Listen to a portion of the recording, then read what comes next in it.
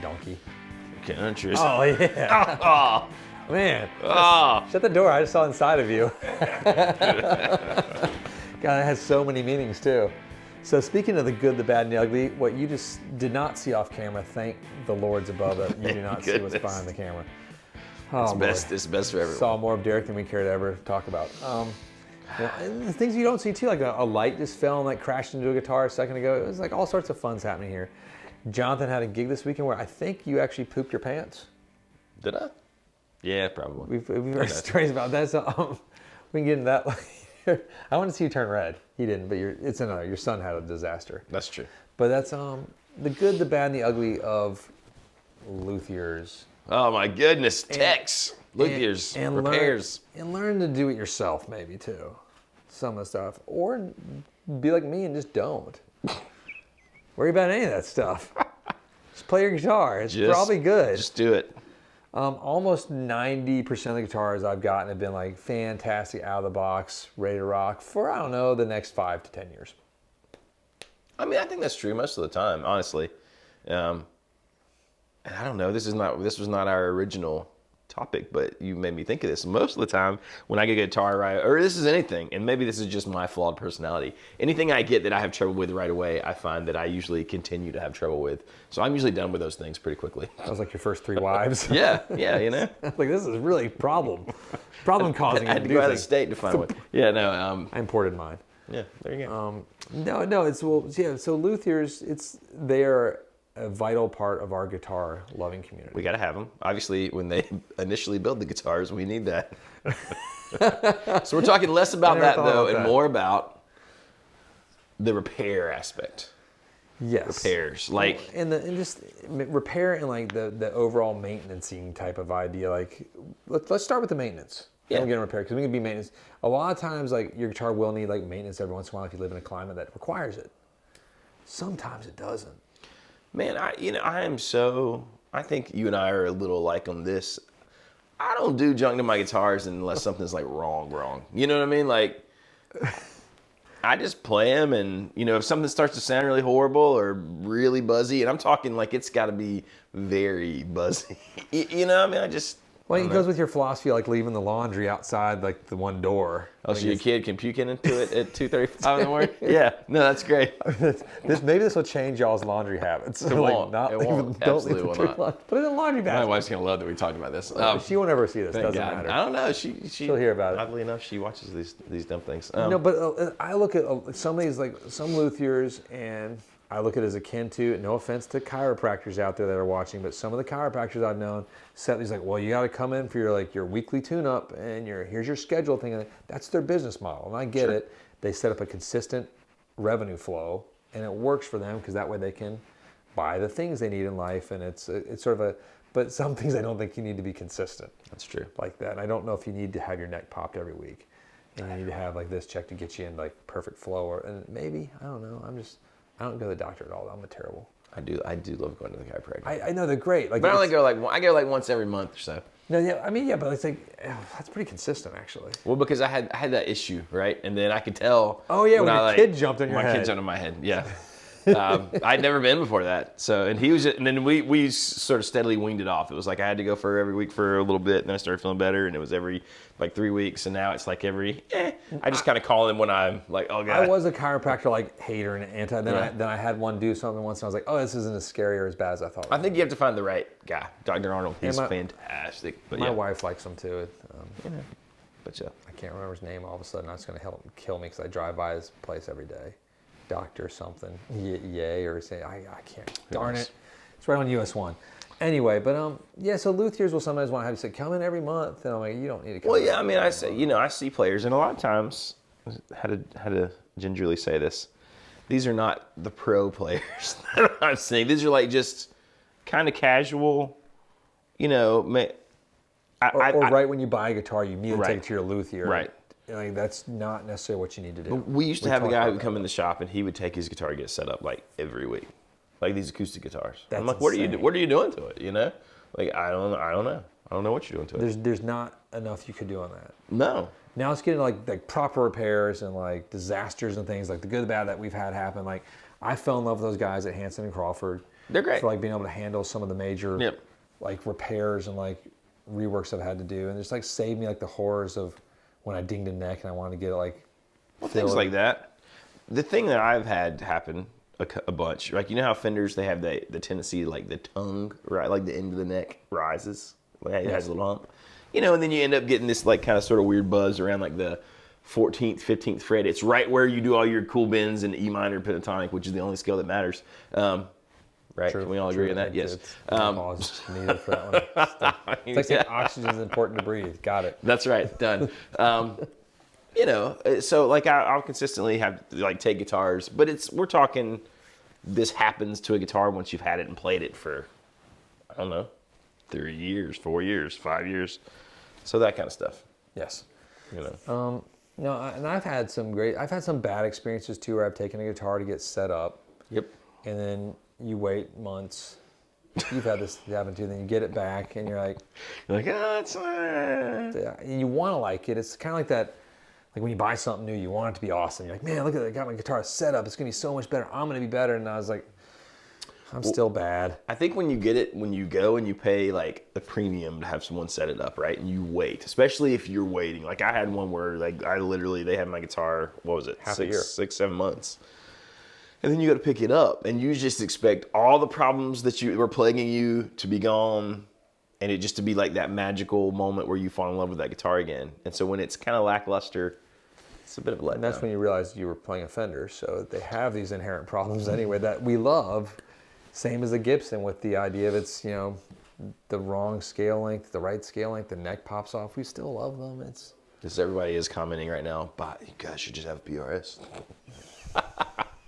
maybe so. I don't know. Oh, is that going to happen? Probably not. We're not good enough to deserve those. That's right.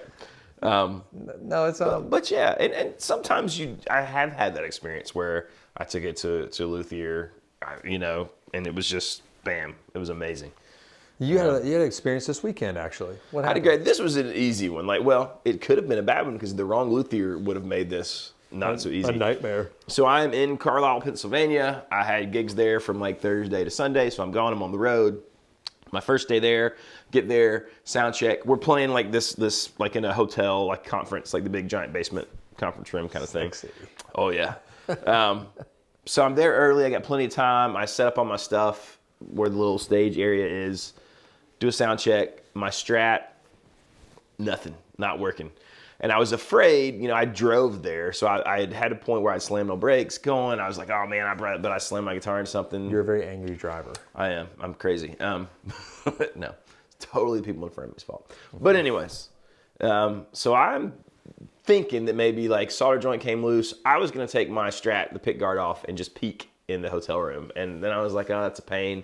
So I Google repair shops, and it's like Woodshed Repairs, I think. Woodshed Repairs. If you're in Carlisle, check them out.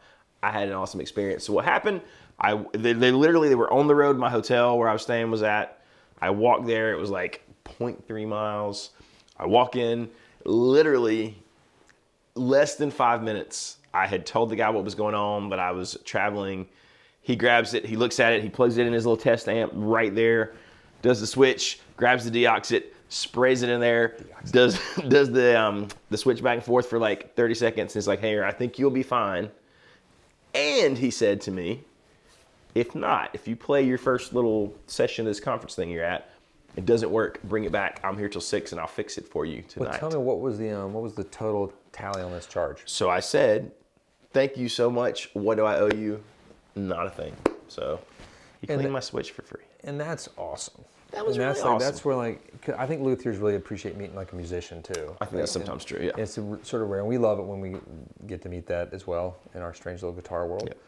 And like we'll do like our basic little setups, like there's a truss rod thing, like, and we're looking at something, you're not going to charge for it. No. Yeah, no. It's like, it's not, people are like, oh my God, how much do I owe you? I'm like, it literally took us a minute. Like, it's okay. Yes. Well, you should pay for those skills that you have. I'm like, or not. And hopefully you'll buy a guitar from us one day. Yeah. or you'll come and hang out with us and talk to Jonathan. And if you want to know when Jonathan and why he pooped on stage one time, you can ask him in person. Or if you want to know about his kid throwing up in the pile of laundry that they keep outside their mother-in-law's door that lives in the house with them, ask about that too. And then now it's covered in vomit, and they didn't move it yet. No, it's still there. It's all there. Yeah. That's why you keep the mother-in-law in the room. Like, stay. That'd be a great idea, actually. Thanks for coming to visit. Christmas is around the corner. Oh my, yeah. I remember when my grandfather once was visiting, like when I was a kid, he's like, damn cockroach bit my foot.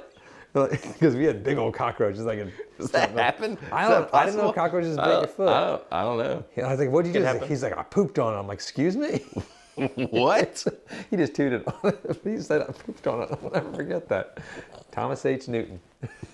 There you go. You heard it here. He wasn't blood grandfather. He was my grandfather. How to get rid of cockroaches? Just poop on them.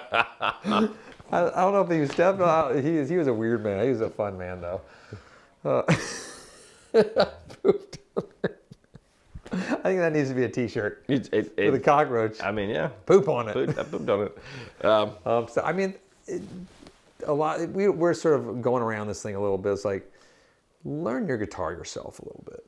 Yeah. You know, it's like learn how to string your guitar. Learn how to do a basic setup. You don't need just like the nut. The nut in the saddle is a little bit tricky if it's like an acoustic, but not outrageously. But like on an electric guitar, it's just a little Allen wrenches, man. Like you can figure it out. It's not rocket science. Simple things, and a lot of what I have learned has been with tinkering with setups I got back where I was like, 85% satisfied. So I'd tweak little things myself, and you start to realize most of it's not rocket science. Yeah, put like a slow burn movie on, like get your guitar on your like little coffee table, your desk in front, or your laptop, wherever you're watching a movie on. Like I would recommend Power of the Dog. It's on Netflix right now. It's a Western. Benedict Cumberbatch. Who would have thought that guy would be a sex symbol? He's funny looking, like me, so I appreciate that. Fantastic. But it's a really good slow burn Western with a great twist, but it's slow. It's something that's good to do while you're doing guitar work. Maybe I need to watch this. Beautiful cinematics in it.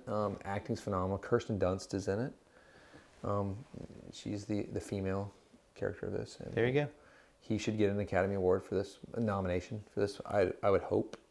But I don't know if you do for Netflix movies unless it's theatrically released anymore. So I don't know. That's weird, right? It's a weird gray area. I think it's because it's probably going to change. Because is that an Emmy or is that, I don't know.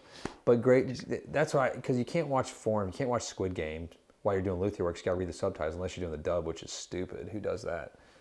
You got to do the foreign. It's like I watched Ragnarok, the TV series, with the dub because I didn't realize I could switch it to like the actual language with subtitles. I feel so stupid. No. I love that show. Did you finish it? Yeah, it was great. Finish it. I just need to get into it. I watched like half the first episode. Maybe it's because I had the dubs on. It's slow. It's slow. No, the end of the first episode's good too. All right. You finish it gets better and better. And the acting's great. I did finish Hit Monkey. Did you finish on Wheel of Time yet? What's out? I haven't done any of that yet. It was a new episode every Friday. Better? It's pretty good. Because The Witcher was kind of like for me. Right. Witcher, I was like I lost interest. But we're trying to think of good things you can watch while you do fix your guitar. Like, you got to have stuff without subtitles. You just need to read The Wheel of Time. Obviously, you can't read The Wheel of Time you while you fix your guitar. Maybe you could. Be a lot of threads to keep in your brain, but. So let us know your nightmares or your love affairs with like your luthiers too, because like we've had, Hanson and Crawford, like I fell in love with them when they knew the wire wraps, the proper like type for like certain geared guitars. So I was like, yep. Once you find a good one, my boyfriend right there. Once you find a good luthier, we got a great Dan Dinkins, fantastic luthier, right? Once you find a good one, it is worth its weight in gold. You're not technically. Not really. I mean, but gold is worth more. I guess. But as a side note, if you are investing in gold and you keep it in your house, be careful because you will have to pay taxes on it and selling it eventually, and they're going to hit you with a penalty as well. I read this article about it over the weekend in the Wall Street Journal. Yeah, some old couple had to pay $300,000 in taxes, back taxes plus $50,000. Is that only for keeping it in your house? Something they did. They bought some retirement scheme because there's that weird thing where you like buy the gold but you don't have it, like you just I don't believe in taxes anyway, so. Anarchist. Yeah. That's all I got for today. Take us home. That's it, please. There you go. That's it. Hit like and subscribe. Click that bell so you don't miss these delightful, informative conversations in the future. We'll see you guys next time.